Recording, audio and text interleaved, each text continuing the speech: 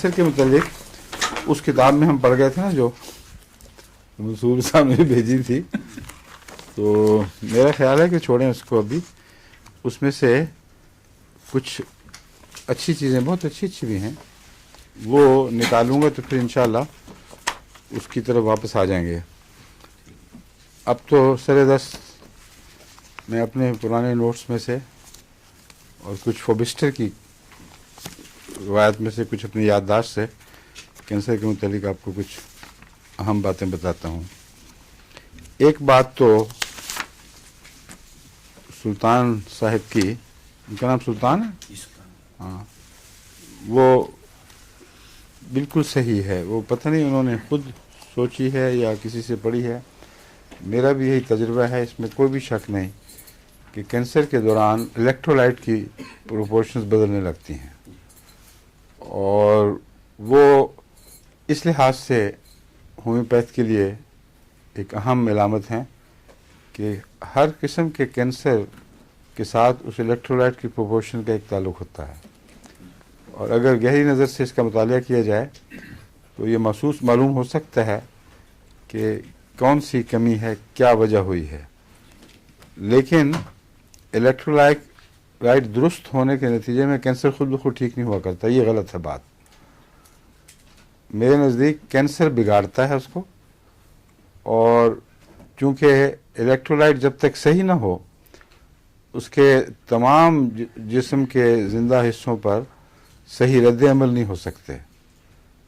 اس لیے یہ ضروری ہے بہرحال کہ ہم خون کی آمیزش میں جو 12 کیمیا موجود ہیں ان کا تناسب دیکھیں کہ وہ درست ہے کہ نہیں.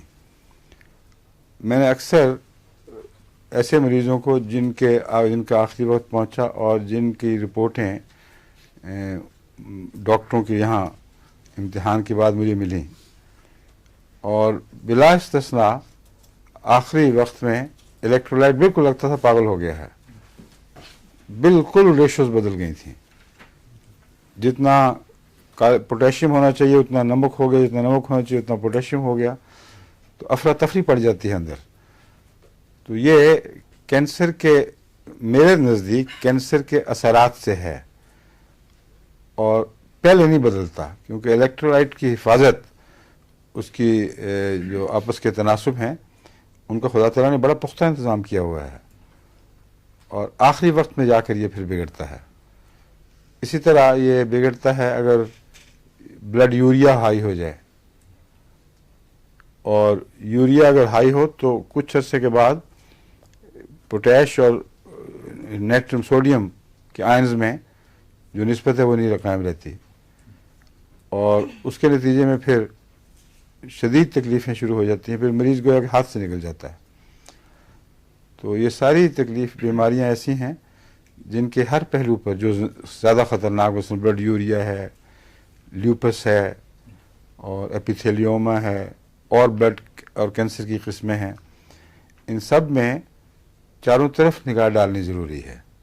نفسیاتی لحاظ سے مریض کو حوصلے میں رکھنا، اور اس کے جسم کے اندرونی توازن کو درست رکھنا، اس کی بھوک پیاس کو واپس بحال کرنا، اور جن دواؤں سے بھی وہ ہو وہ خود بخود آپ کو رہنمائی کریں گی کہ اس کی ضرورت ہے. یعنی بعض دفعہ نظریے کے ذریعے نہیں ملتی بلکہ کلینکلی دوا مل جاتی ہے. مثلا میں کئی دفعہ کوشش کرتا ہوں، جس مریض کی بھوک پیاس بند ہے، کینسر کی وجہ سے بگڑا ہوا ہے سب کچھ، تو میں جو بھی ذہن میں علامتیں اس کی آتی ہیں جو بولتی ہیں ان کے مطابق دوا دیتا ہوں، مگر بسا اوقات وہ دوا کام نہیں کرتی. اس کی وجہ یہ ہے کہ ایسے مریض مدتوں سے مختلف علاجوں میں مبتلا رہے ہیں، اور ان کی جو آخری صورت ہے وہ ہے نہیں جو مرض کی تھی.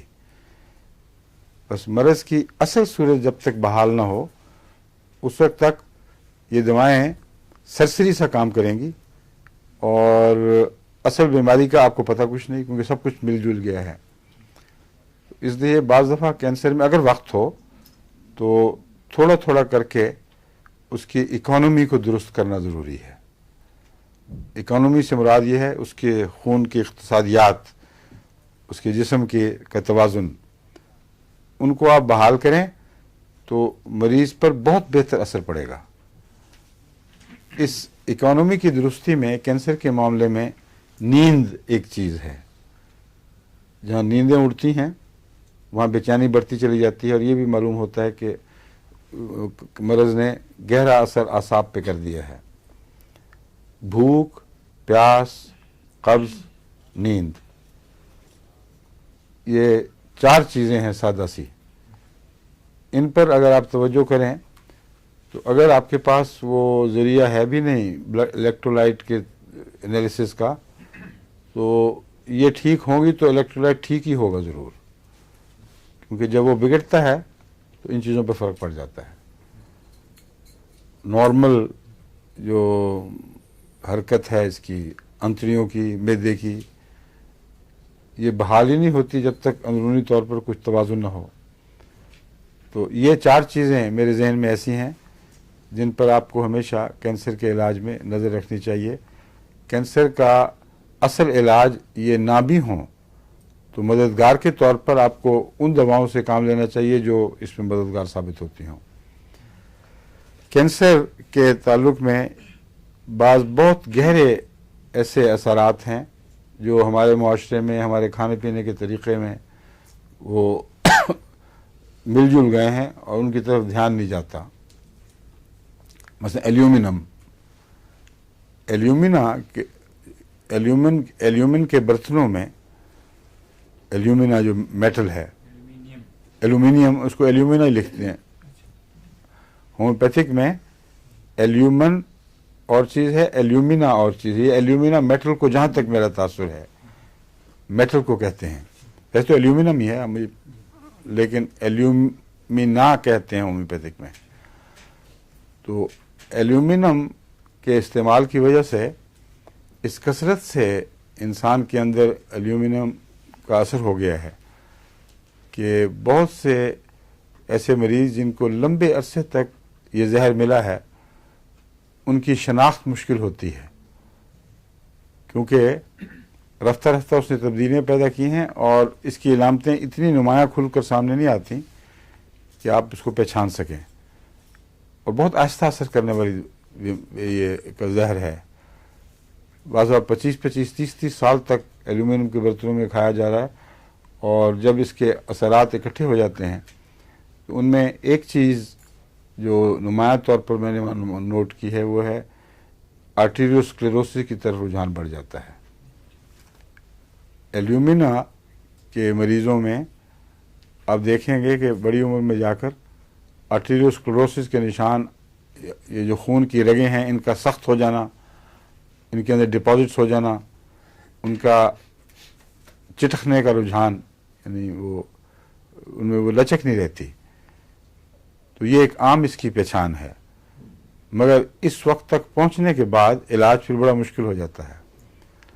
اس لیے میں آپ کو جنرل تعارف کرا رہا ہوں کہ اس کی کیا کیا بیماریاں ہیں۔ بہتر تو یہ ہے کہ لوگ جہاں تک ممکن ہو ایلومینیم کے برتنوں سے پرہیز کریں، مگر مشکل یہ ہے کہ آج کل جتنے فاسٹ فوڈز ہیں اور جتنے یہ جو آرٹیفیشل ڈبے پیک کیے ہوئے کھانے چیزیں ملتی ہیں، ان میں ایلومینیم کا استعمال ہے، اور بچ جانا، اس سے بچ نکلنا مشکل ہے۔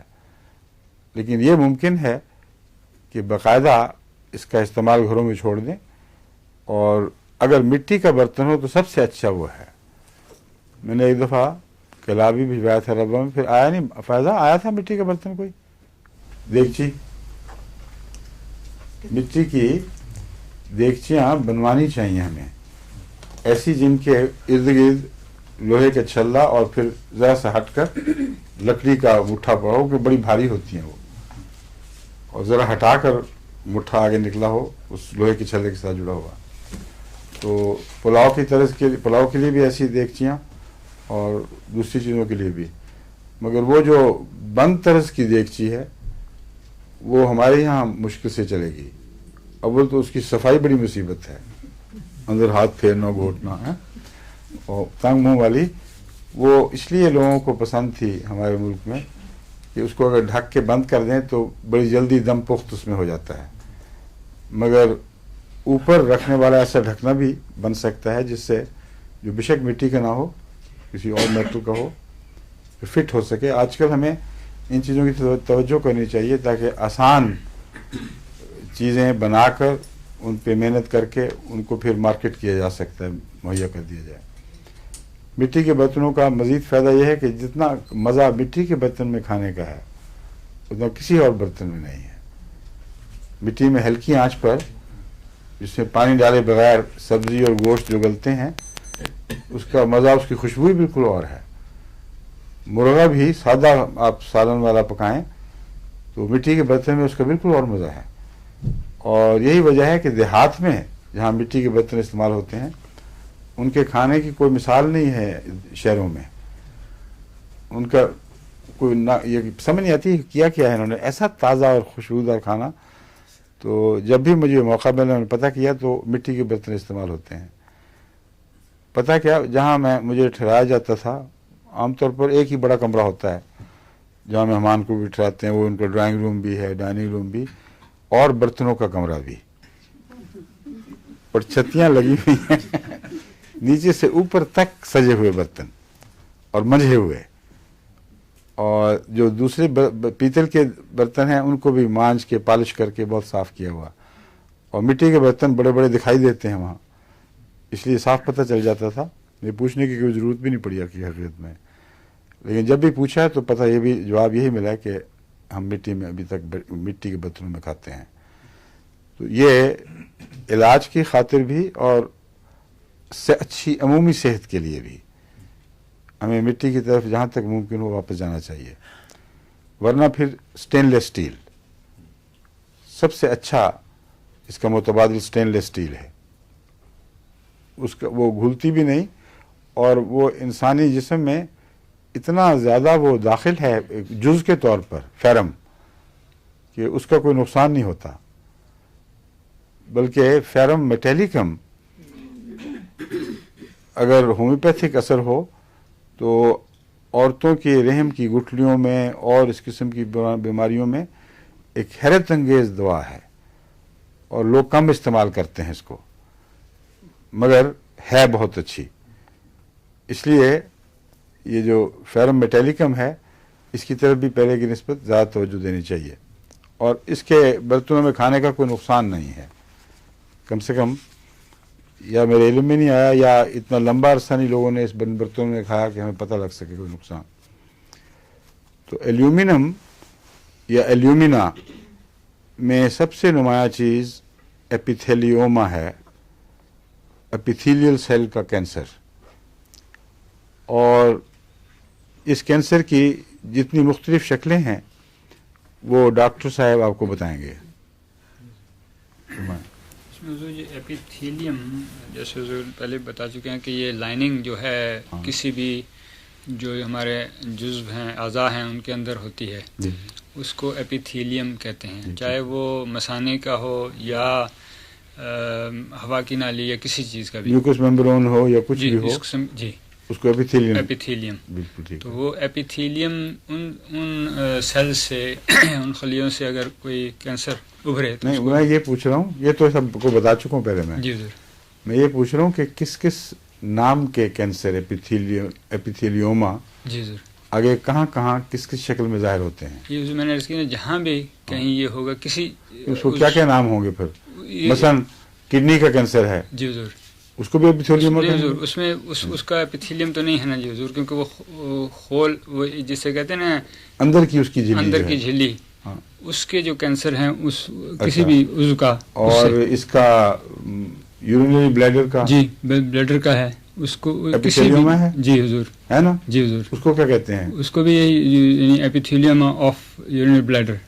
اچھا. یعنی ایپیتھیلیل کینسر اور بلیڈر, وہ جس عضو کا ہے اس کا نام پھر آگے آ جائے گا. اور اس کا گال بلیڈر کا, گال بلیڈر کا بھی وہ پینکریاس کا, سوری ناٹ پینکریاس, دی گال بلیڈر کا جو کولیسسٹائٹس کی وجہ سے بعد میں پھر اس کو کیا کہتے ہیں؟ وہ بھی ایپیتھیلیم, اگر وہ لائننگ سے نکلا ہے تو اس کو اس کے تو کئی نام رکھے ہوئے ان لوگوں نے. نہیں حضور, جو ہے کینسر ہے جو ایپیتھیلیل ٹیشو ہے اس سے جو نکلتا ہے اس کو ایپیتھیلیم کہہ دیتے ہیں. एक ही नाम सब जगह, हाँ, जहां भी होगा हाँ, वो। हाँ जी। अच्छा, लेकिन जो और कोई नाम नहीं देते, कार्सिनोमा नहीं कहते इसको? कार्सिनोमा जो है वो तो उनकी जो डीपर लेयर्स है ना, उनकी वजह से फिर होगा।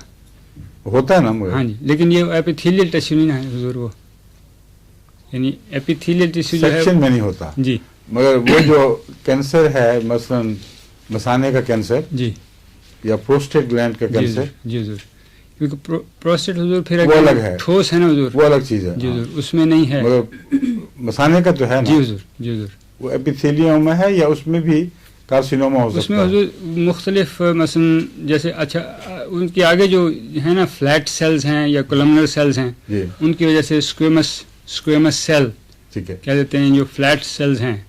लेकिन एपिथेलियम सारे एपिथेलियम में हैं, ठीक है। उनमें जिनका फ्लैट सेल्स हैं उनको स्क्वेमस सेल। अच्छा, अब सुन लें, जी। एल्यूमिना एपिथेलियोमा की चोटी की दवा है। ठीक, और भी दवाएं हैं, मैं अभी बताता हूँ, लेकिन एपिथेलियोमा की चोटी की दवाओं में एक एल्यूमिना है। उसमें एक पहचान ऐसी है जो आपकी मददगार होगी जहाँ एल्यूमिनियम दवाई होगी, वो ये है कि उसमें स्वेलिंग्स और एरप्शंस के रुझानात बहुत होते हैं। अगर बच्चों में भी हों, वर्म आ जाती हो मुख्तलिफ जगहों पर, और एरप्शंस हों, जैसे जल्दी बीमारियां इस किस्म की उभर रही हों, तो ये एक पहचान है कि एपिथेलियोमा ऐसा है जिसको एल्यूमिना से भी ताल्लुक़ है और वो उसको कंट्रोल में ला सकता है। ये एल्यूमिन भी और एल्यूमिना भी दोनों मिलते जुलते हैं इस अपने असर में। और इसके अलावा जो ख़ास दवाएं ये काबिल तवज्जो हैं वो हैं arsenic, lachesis, sulphur, conium,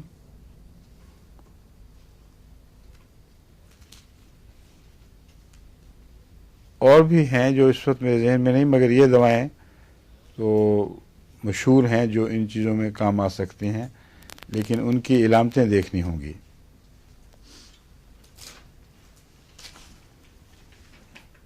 conium की इलामतों में चक्कर भी हैं। कोनियम की इलामतों में ऐसी कैफियत भी है कि कोई इंसान मसलन महरूम हो जाए अपने साथी से, बेवा हो जाए, और अभी उसकी ज़िंदगी की जवानी के दिन हो, तो ऐसी ख़वातीन में फिर चक्करों का रुझान बाज़ दफ़ा पैदा हो जाता है, और अगर उनका सही इलाज ना हो तो उनमें ये एपिथेलियोमा का रुझान भी बढ़ जाता है।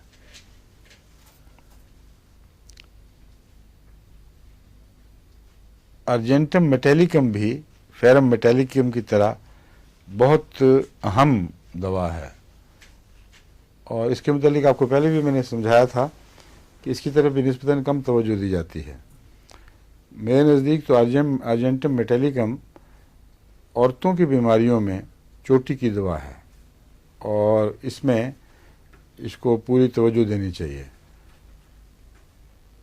दूसरी दवाएं रोज़मर्रा की हम इस्तेमाल करते रहते हैं जो ग्लैंड्स के लिहाज से मशहूर हैं, लेकिन ऐसी दवा जिसका रहम से ख़ास तौर पर ताल्लुक़ हो उसको अलग याद रखना चाहिए, क्योंकि ख़वातीन में आजकल के ज़माने में इस किस्म की बीमारियां बहुत फैली हुई हैं।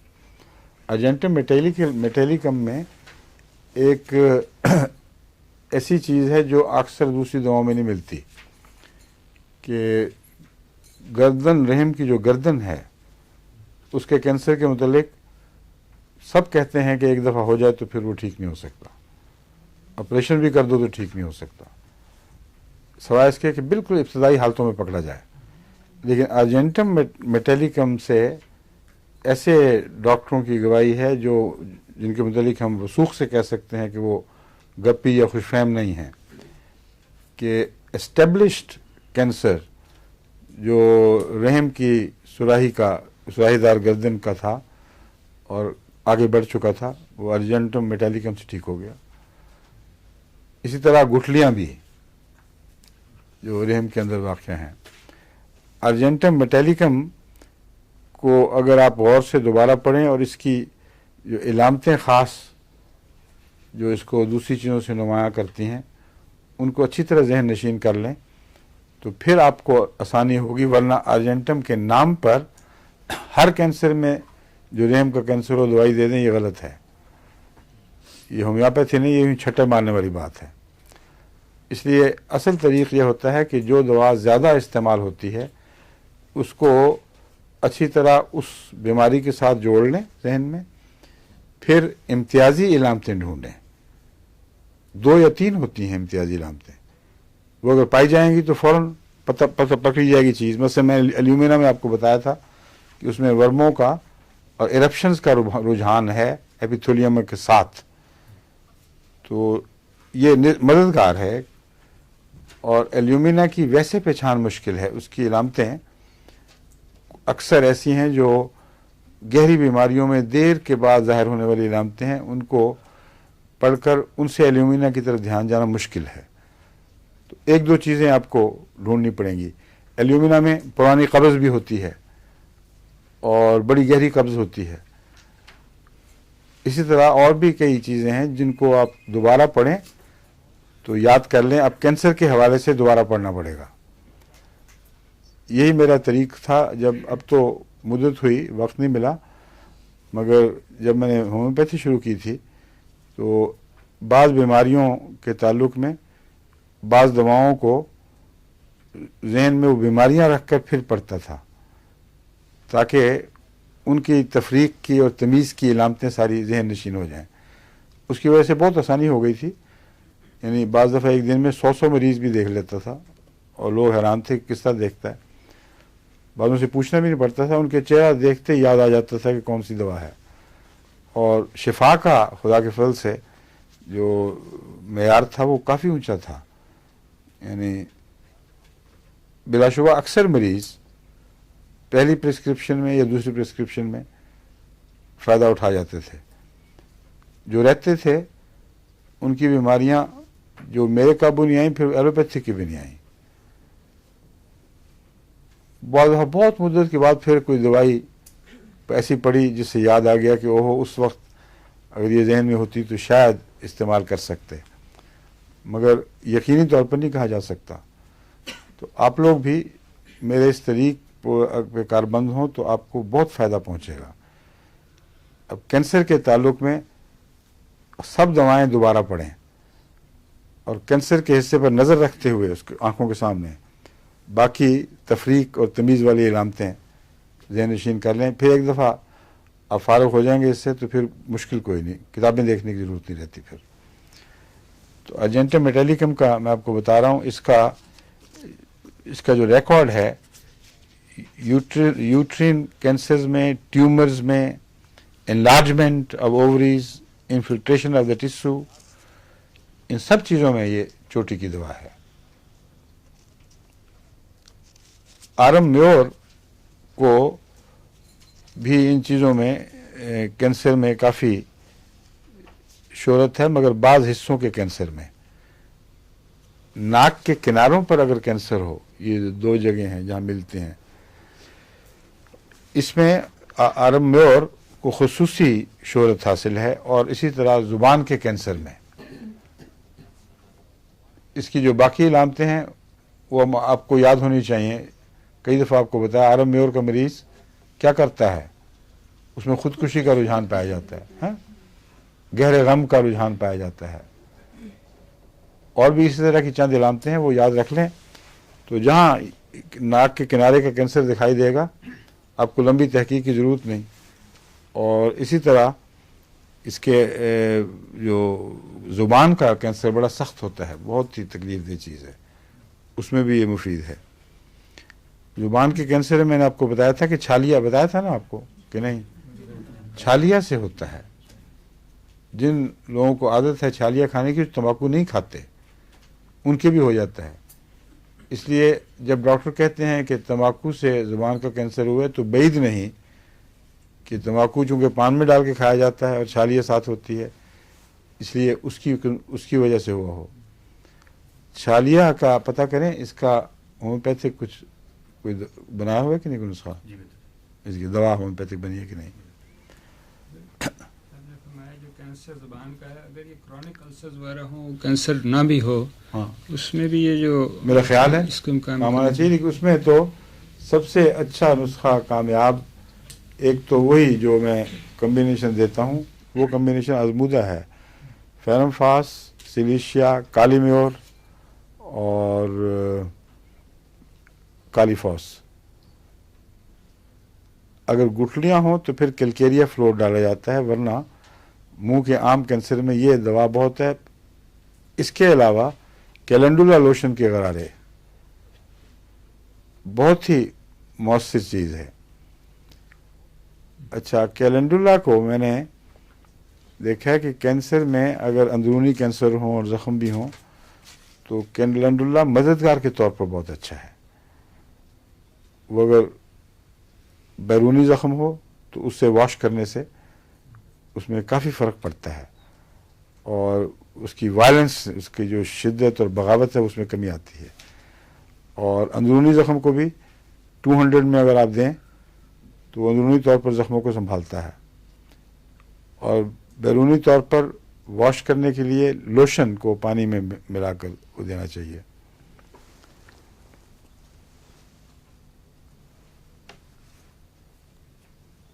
آرم میور میں اور کوئی چیز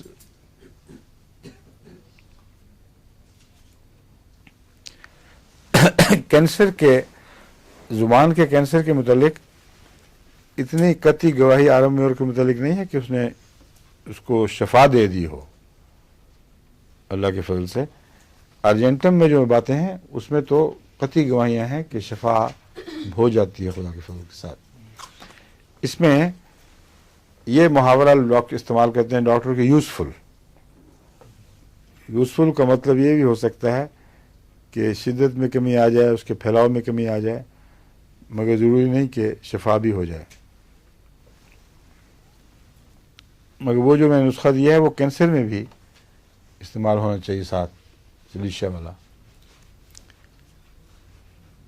برومیم کو بھی بہت شہرت ہے اور یہ کیوریٹو ہے۔ یہ برومیم کو ٹوبرکلوسس میں بھی شہرت ہے اور کینسر میں بھی کیوریٹو کے طور پر۔ اس لیے میرا خیال ہے کہ لنگز کے کینسر میں ہمیں برومیم کو ضرور استعمال کرنا چاہیے، سمجھیں ڈاکٹر صاحبان؟ کیونکہ دونوں جگہ اس کا گہری بیماریوں پہ اثر ہے۔ لنگز کے کینسر میں برومیم کا فائدہ جو ہے بعید نہیں ہرگز۔ جب میں یہ کہتا ہوں مراد یہ ہے کہ مجھے تجربے کا موقع نہیں ملا، لیکن میرا اندازہ ہے کہ اس کو مفید ہونا چاہیے۔ کیلنڈولا میں آپ کو بتا ہی چکا ہوں، اس کو ڈاکٹر کہتے ہیں انٹر کرنٹ ریمیڈی کے طور پر۔ ایکریٹ ڈسچارجز کو یہ ٹھیک کرتا ہے اور جسم کو ان سے صاف کرتا ہے۔ تو وہ جو میں نے بتایا وہی کافی ہے۔ یہ ایکریٹ ڈسچارجز کسی کو کیا پتہ لگے گا اندر کیا ہو رہا ہے، یعنی اس کو روٹین کے طور پر استعمال کیا جا سکتا ہے۔